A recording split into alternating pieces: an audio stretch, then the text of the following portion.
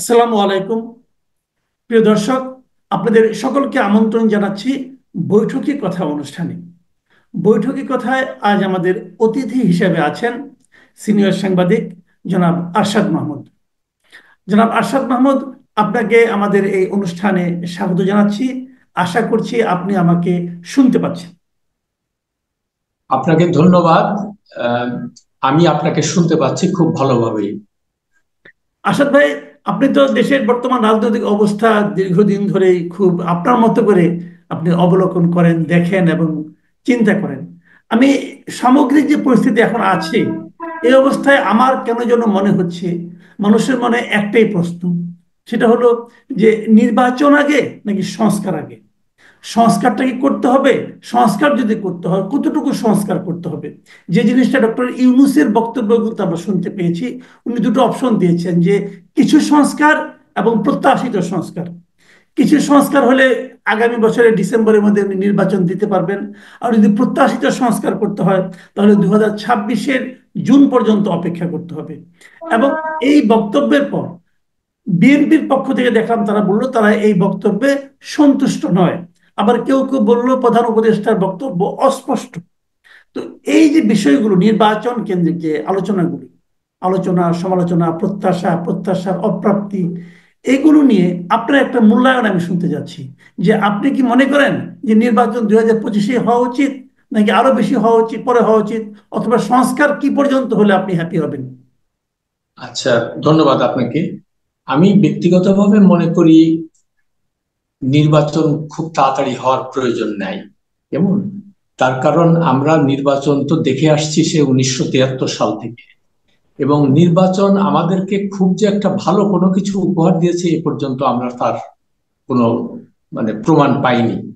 প্রতিটা নির্বাচনেই যারা ক্ষমতাসীন দল থাকে তারা ক্ষমতা এসছে, আসার পরে অনেক ভালো ভালো কথা বলেছে, জনগণের জন্য ভালো করবে, জনগণকে তারা অনেক সুখে রাখবে ইত্যাদি, কিন্তু দেখা গেছে তারা যে তাদের নিজস্ব লোকজনই সুখে থাকে, সাধারণ মানুষেরা সেখানে আর কোনো স্থান থাকে না।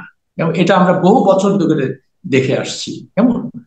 তো এটা স্বৈরাচার বলেন বা তথাকথিত গণতান্ত্রিক সরকার বলেন, সবার ক্ষেত্রেই একই জিনিস লক্ষ্য করেছি। আর দ্বিতীয় কথা, এখানে কেন জানি না একটা পারিবারিক ব্যবস্থা কায়েম হয়েছে আর কি বাংলাদেশে।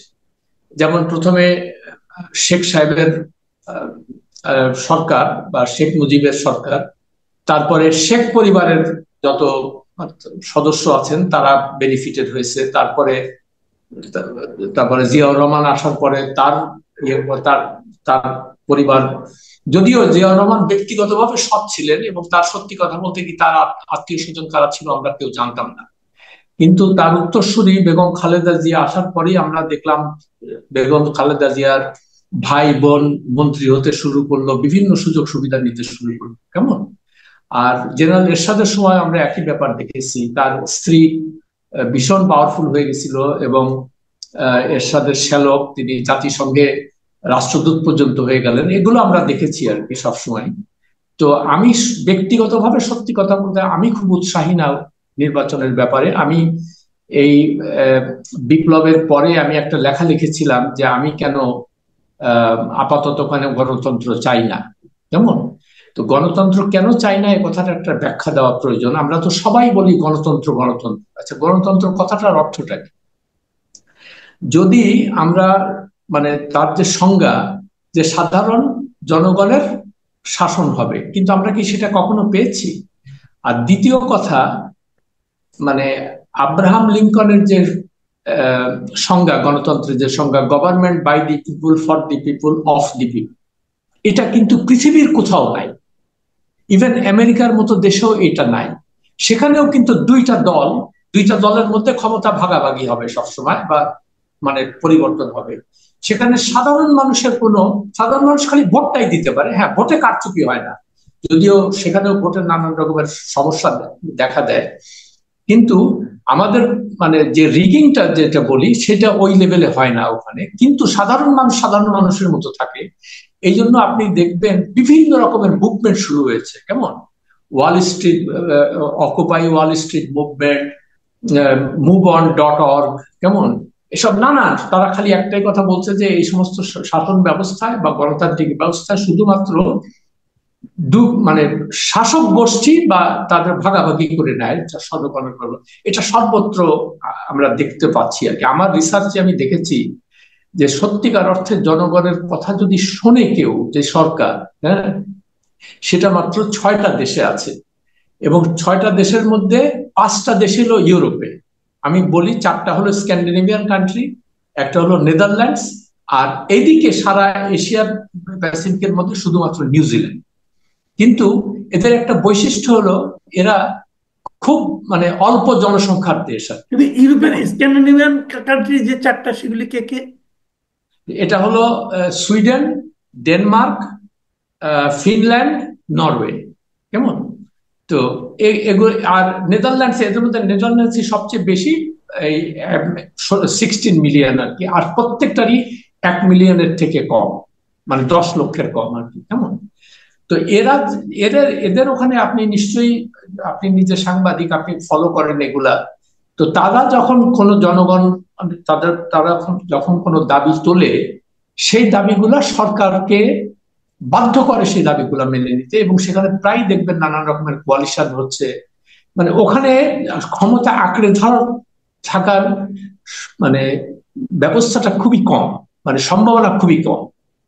তাছাড়া আমেরিকাতে আপনি দেখেন 2টা দল, ইংল্যান্ডে দেখেন 2টা দল, জার্মানিতে দেখেন 2টা দল। কেমন? ওদের ক্ষমতা ভাগাভাগি হবে এই 2 দলের মধ্যে। সাধারণ মানুষ খালি তার বল তুমি ভোট দিয়ে যাও তোমার বাস ওই। আর আমাদের দেশে যেমন ইন্ডিয়াতেও দেখবেন, ইন্ডিয়া এত বড় গণতান্ত্রিক দেশ, আমরা বলি এটা সেটা, কিন্তু ইন্ডিয়ার সাধারণ মানুষের কি উন্নতি হয়েছে এই পর্যন্ত? এই জন্য সেখানে নানান রকমের সমস্যা দেখা দেয়। কেমন? আর বাংলাদেশের কথা আমরা যখন আসি, তখন আমরা খালি বলি প্রত্যেকটা রাজনীতি আমরা গণতান্ত্রিক ব্যবস্থায় ফিরে যাব, গণতান্ত্রিক। আরে ভাই, গণতান্ত্রিক ব্যবস্থায় ফিরে গেলে সাধারণ মানুষের লাভটা কি হবে, এটা আমি জানতে চাচ্ছি। কিন্তু আমরা কি করব?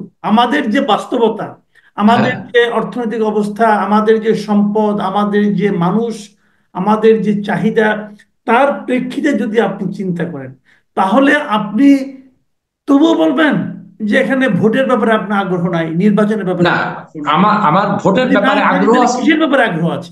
না, আমি ভোটের ব্যাপারে আগ্রহ আমার থাকবে তখনই যখন আমি দেখব যে এই ভোটের মাধ্যমে সাধারণ মানুষের ভাগ্যের উন্নয়ন হচ্ছে। যেমন আমি বলি, আমি মাঝে মাঝে এই যে বিজয় দিবস গেল না 17 তারিখে, তো অনেকে বললো যে বিজয় পেয়েছি, এটা তো আমার বাড়িতে মানে আমাকে মানে রান্না বাড়ায় সাহায্য করে বাবুর মা। কেমন? আরেকজন আছে ডালিয়ার মা, সে প্রচার, এগুলার পাশেই আমার পাশে থেকে মেরি, কি বলে, মাইশার মা। তো এদেরকে আমি প্রায় জিজ্ঞেস করি, আচ্ছা তোমরা কি বিজয় দিবস, স্বাধীনতা দিবস, এগুলো যে এত ইয়ে বলে, এটা তো বুঝি টুঝি না, খালু কি জিনিস এটা? হ্যাঁ। তো আমি এই বাবুর মার কথা বলি। সে তার 12 বছর বয়সে বিয়ে হয়েছিল। কেমন? সে কিশোরগঞ্জ, মিঠামাইন ওই এলাকার মানুষেরা এখানে সব। তো 13 বছর বয়সে বাচ্চার মা হয়েছে। 15-16-র মধ্যে সে 2 বাচ্চার মা হয়ে সে এখন নানি হয়ে গেছে, তার 36 বছর বয়স। কেমন? তা আমি বললাম, তোমাদের ইচ্ছা করে না যে আর একটু ভালো থাকবা? বলে, আমরা কিভাবে ভালো থাকবো, আমাদের কে দেখে? তো এই যে এই পর্যায়ে যদি আমরা অ্যাড্রেস না করতে পারি, যে তাদের তাদের কোনো আশা নাই, তারা চিন্তা করে যে বংশ পরম্পরায় আমরা এরকম মানুষের বাড়িতে কাজ করব, আমাদের কোনো ভবিষ্যৎ নাই, আমরা এইভাবেই থাকবো, আমরা ছাপড়া ঘরে থাকবো। আমার বুকটা ভেঙে যায় মাসুদ, এই যখন আমি এগুলা দেখি আর কি, যে আমরা আর মানে এই যে আমাদের যে সামাজিক বৈষম্য যে সৃষ্টি হয়েছে, আপনি চিন্তা করেন। এখন হয়তো বলতে পারেন কেন সাধারণ মানুষের তো উন্নতি হচ্ছে, হ্যাঁ, কিন্তু মানে ধরেন সালমান রহমান যেভাবে উঠেছে, সেই পর বাবুর মতো তার ধারে কাছে কোথাও নাই। কেমন? তো এই যে লুটতন্ত্র, কেমন, বা এই যে কি বলে, একটা উচ্ছিষ্টভোগী শ্রেণী তৈরি হয়েছে, যে আপনি হয় ক্ষমতার কাছাকাছি থাকবেন, তাহলে আপনার জীবন পাল্টে যাবে। না, ঠিক আর আছে আসাদ ক্ষমতার ভাই, বাইরে যদি, আপনার কথায় হ্যাঁ, মানছি। আপনি হতাশার কথা বলছেন, আপনি বেদনার কথা বলছেন। তো আশার দিকটা কি? আমরা তাহলে করবোটা কি, সেটা বলেন। আশা, আচ্ছা, আশার দিক হলো আমি 2টা জিনিস চাই। একটা হলো এই দেশে পারিবারিক ভাবে কেউ শাসন করতে পারবে না, এটার ব্যবস্থা করতে হবে। কেমন? এখন আপনি বলবেন যে ভোটে তারা জিতলে আমরা কি করব, প্রশ্ন আসতেই পারে। তো সেই জন্য আমি বলি যে এখন আমি তারেক রহমান যে মানে সম্ভাব্য ভবিষ্যৎ প্রধানমন্ত্রী বাংলাদেশের, আমি তার সম্পর্কে কিছুদিন আগে একটা লিখেছি যে আপনার তো বয়স এখনো কম, তো আপনি তো বলছেন রাজনৈতিক বয়স সংস্কারের কম কথা। কোথায়, ওনার বয়স তো প্রায় 60 হয়ে গেল। না, হিজ অ্যাবাউট 54-55 আর কি। যাই হোক, মানে মির্জা আরো ফখরুল বেশি হবে, ইসলামের, আরো বেশি হবে, আচ্ছা আরো যাই বেশি হবে। মির্জা ফখরুল, আচ্ছা সে আমার এক ভাগ্নের ক্লাসমেট, সেই জন্য আমি চিন্তাম আর কি তাকে হ্যাঁ। কিছুটা। যাই হোক, তো মির্জা ফখরুল ধরেন তার 77 বছর বয়স হয়ে গেছে। হ্যাঁ, তা আমি একটা প্রস্তাব, আমার একটা লেখার মধ্যে প্রস্তাব দিছিলাম যে তারেক রহমান সাহেব, আপনার তো এখন মানে অপেক্ষাকৃত তাদের তুলনায় আপনি অতটা বয়স্ক না, তো আপনি যেহেতু সংস্কারের কথা বলছেন, আপনি নিজে বলছেন যে আপনার দুইবারের বেশি কেউ প্রধানমন্ত্রী হতে পারবে না, আমরা পরিবারতন্ত্রকে, তো আপনি নিজে একটা এক্সাম্পল সৃষ্টি করেন। আপনি বলেন যে আমি দলের প্রধান থাকবো, কিন্তু ভোট ভোট হলে আমি ভোট নির্বাচনে দাঁড়াবো না। আচ্ছা। কেমন? প্রধানমন্ত্রী বা অন্যরা, এই যে আমার মির্জা ফখরুল আছে, নজরুল ইসলাম খান আছেন, এই ধরনের সৎ লোক যারা আর কি বিএনপি। হম। আর আমি এই প্রসঙ্গেও বলি যে বিএনপি যে বলে যে না আমাদের ওখানে অতটা অসৎ, মানে আমরা অত অসৎ ছিলাম না আওয়ামী লীগের মতো, আমার কিন্তু প্রশ্ন হচ্ছে যে মির্জা আব্বাস, তাকে তো আমরা তেমন কেউ চিনতাম না, সে ব্যাংকের মালিক হইল কিভাবে? তারপরে আমানুল্লাহ আমান, খুব নাম করা ছাত্র মির্জা নেতা। আব্বাসের অনেক পৈতৃক সম্পত্তি আছে। না যাই হোক, সে তো আমরা তার তার তো ব্যাংকের মালিক তো সে হয় নাই আগে কখনোই, পৈতৃক সম্পত্তি আছে ভালো কথা। কেমন? আচ্ছা, তারপরে মোসাদ্দেক হোসেন ফালু, হুম, তিনি 1,000 কোটি টাকার উপরের মালিক, তিনি খালেদা জিয়ার প্রাইভেট সেক্রেটারি ছিলেন। আমানুল্লাহ আমান একটা ছাত্র নেতা ছিল, শুনতে পাই, এটার কোনো প্রমাণ আমি পাই নাই, যে কয়েক ডজন ফ্ল্যাটের মালিক ঢাকা শহরে। তো আমার কথা হচ্ছে যে মানুষ যখন এই কথাগুলো বলে, তো বিএনপিকে তো এই জিনিসগুলোকে ক্লিয়ার করতে হবে যে না, তাদের মানে অ্যাটলিস্ট মানুষকে বোঝানোর জন্য যে না আমরা এতটা অসৎ না, আমরা বৈধ উপায়ে এগুলা ইনকাম করেছি, ভালো কথা। কিন্তু মানুষের মনে যখন এই ধরনের প্রশ্ন আসছে বিএনপির সততা সম্পর্কে, তখন তাদের তো একটা বক্তব্য দেওয়া উচিত। কিন্তু আমি ধরে নিলাম আমাদের রাজনৈতিক দলগুলোর কাছ থেকে যখন তারা ক্ষমতায় এসেছে, আমরা আমাদের প্রত্যাশিত অনেক কিছুই পাইনি। মেনে তাই। নিচ্ছি আপনার যে বক্তব্য ঠিক। আমি এটাও মেনে নিচ্ছি যে পরিবারতন্ত্রকে আমরা কোনো অবস্থাতে ভালো বলতে পারি না। কারণ রাইট। পরিবারতন্ত্রটা শুরু হয়ে গেলে যোগ্যতার বিষয়টা গুরুত্ব পায় না, তখন হল উত্তরাধিকারের বিষয়টা গুরুত্ব পায়। এটাও রাইট। হওয়া উচিত নয়। আমি এটাও মেনে নিচ্ছি। কিন্তু প্রশ্ন হলো, প্রথম যে প্রশ্নটা আপনাকে আমি করেছিলাম যে নির্বাচন যদি বিলম্বিত হয়, হুম। তাহলে হয়তো নির্বাচনের ফল কি হবে না হবে সেই প্রশ্নে আমি পরে আসতেছি। নির্বাচন যদি বিলম্বিত হয়, তাহলে যতদিন বিলম্বিত হবে ততদিন তো এই অন্তর্বর্তীকালীন সরকারটা থাকবে। আপনি কি হুম। মনে করেন এই অন্তর্বর্তীকালীন সরকারটা কোন রাজনৈতিক সরকারের চেয়ে ভালোভাবে কাজ করতে পারছে? অথবা এরা কি সাধারণ মানুষের প্রত্যাশা মেটাতে পারছে? আচ্ছা, খুব মানে এটা আমার মনের প্রশ্ন আর কি। আচ্ছা, আমি ব্যক্তিগতভাবে সাংঘাতিক উৎসাহিত হয়েছিলাম হাসিনার পতনের পরে যে না, ডক্টর ইউনূস ভালো মানুষ, তারা সব ভালো কাজ করবে। কিন্তু এই 4 মাসের মাথায় এসে আমার মনে হচ্ছে যে আমি অনেকটা আশাহত। আমি যেগুলো আশা করেছিলাম সেগুলো এদের, আমি যা দেখতে পাচ্ছি, মূল বিষয়গুলো বাদ দিয়ে তারা পেরিফেরাল কতগুলো, যেমন হকার উচ্ছেদ করো, কেমন, রাস্তাঘাটে রিক্সাওয়ালাদেরকে উচ্ছেদ করার ইয়ের থেকে, তারপরে সেন্ট মার্টিন দ্বীপ থেকে মানে কেউ পর্যটনে যেতে পারবে না। আমার প্রশ্ন হচ্ছে এগুলা তো আপনাদের প্রায়োরিটির মধ্যে পড়ে না। আপনি যে রিক্সা আলা যে রিক্সা নিয়ে বের হয়েছে, সে তো খালি খালি বের হয়নি, তার তো ফর্মাল সেক্টরে কোনো কাজ নাই, তারপর রাইট। খেতে হবে কিছু। কেমন? হকারের তো কিছু খেতে হবে। তো আপনি যদি কোনো বিকল্প ব্যবস্থা না করে এতগুলো মানুষকে যদি রাস্তায় বসতে না দেন বা তাদের উপর অত্যাচার করেন, তাহলে এদের সঙ্গে কতগুলো পরিবার জড়িত। কেমন? জি। তো সেগুলো তো আমাদের মাথায় রাখতে হবে, তাই না? তো আমার কথা হচ্ছে যে সংস্কারের নাম নিয়ে আপনারা তো এই কাজগুলো করতে আপনাকে কেউ বলে নাই। আপনি করবেন বিচার বিভাগের সংস্কার, আপনি মানে দুর্নীতি দমন কমিশনের সংস্কার, বা কি বলে সাংবাদিকতা, আমি বলি আরেকটা খুব গুরুত্বপূর্ণ বিষয়। একটা এই প্রসঙ্গে আমি একটা কথা বলি, ডক্টর ইউনূস এসে অন্যান্য সরকার, দলীয় সরকারগুলোর মধ্যে উনি মানে ওয়াশিংটনে প্রেস মিনিস্টার বাড়াচ্ছেন, লন্ডনে প্রেস মিনিস্টার বাড়াচ্ছেন, দিল্লিতে। এটা তো আপনার কাজ না। আপনি কেন এগুলোর মধ্যে যাচ্ছেন? আর এই সাংবাদিকদের আপনিও এইভাবে মানে তাদেরকে নানান রকমের লোভ, মনে হচ্ছে যে লোভ লালসার মধ্যে ঢুকাই দিচ্ছেন। এটা যে কত বড় ভয়াবহ জিনিস বাংলাদেশের যে কোনো দেশের সংবাদ মাধ্যমের জন্য। এরা মনে করে কি যে আমি যদি কারো লেজুর ভিত্তি করতে পারি আমার ভবিষ্যৎ উঠে গেল আর কি। হ্যাঁ, যেমন বিচার বিভাগটা, এইটাকে এমন একটা ব্যবস্থার মধ্যে নিতে হবে যাতে কোনো সরকার এসে এখানে কোনো হস্তক্ষেপ না করতে পারে। তার কারণ দুটো ইনস্টিটিউশন, বিচার বিভাগ এবং সংবাদ মাধ্যম, এই দুটা যদি করাপ্টেড হয় তাহলে সাধারণ মানুষের যাওয়ার জায়গা থাকবে, সাধারণ মানুষের কোনো রিকোর্স নাই আর কোথাও। যে এই সরকার সাধারণ মানুষের, যেমন ধরেন নিত্যদিনের যে চাহিদা, সেই চাহিদাগুলিকে আপনার মনে হয় ঠিকঠাক মতো মেটাতে পারছে? অথচ একেবারেই পারছে না। আগের একাধিক সরকারের কথা আমি চিন্তা করি, অথবা যদি আপনাকে তুলনা করতে বলি, আওয়ামী লীগ সরকার অথবা বিএনপি সরকার যারা ছিল, তাদের মতো কি এই সরকারকে এগুলিকে অ্যাড্রেস করতে পারছে মনে হয় আপনার?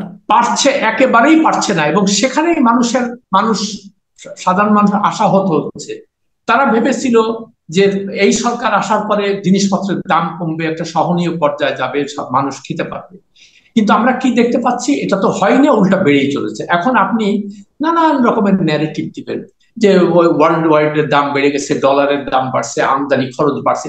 সাধারণ মানুষ তো এই সমস্ত কথা শুনতে চায় না, তারা চায় রেজাল্ট। কেমন?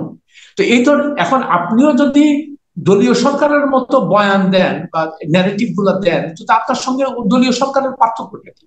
তাহলে কি আপনি দ্রুত নির্বাচন চান, নাকি আপনি আরো দেরিতে নির্বাচন চান? যদি আপনি দেরিতে নির্বাচন চান, তাহলে এই যে আপনি একটু আগে বললেন যে এই সরকার পারছে না মানুষের চাহিদা পূরণ করতে, তাহলে চাহিদা পূরণ না করার বেদনা তো মানুষকে আরো অনেক দিন সইতে হবে। আপনি কোনটা যাচ্ছেন? না, আচ্ছা, মানে উনি এখন তো অলরেডি নির্বাচনের তারিখ মোটামুটি টেন্টেটিভলি ডক্টর ইউনূস ঘোষণা করে হ্যাঁ, দিচ্ছেন। এক কেমন? বছর দুই অথবা দেড় হাজার বছর। ছাব্বিশ সাল হ্যাঁ। হ্যাঁ, আমরা ধরে নিচ্ছি 2026 সালে জুনের মধ্যে নির্বাচন হবে, তার মানে 1.5 বছর। কেমন?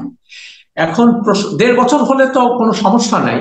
খালি দুটো জিনিস আমি চাইবো, যেটা যে কোনো নির্বাচনের আগে দুটো জিনিস, যে পারিবারিক ভাবে কোনো কোনো মানে পরিবারতন্ত্র যেন বাংলাদেশের শাসন ক্ষমতায় আর না আসে, 1 নাম্বার।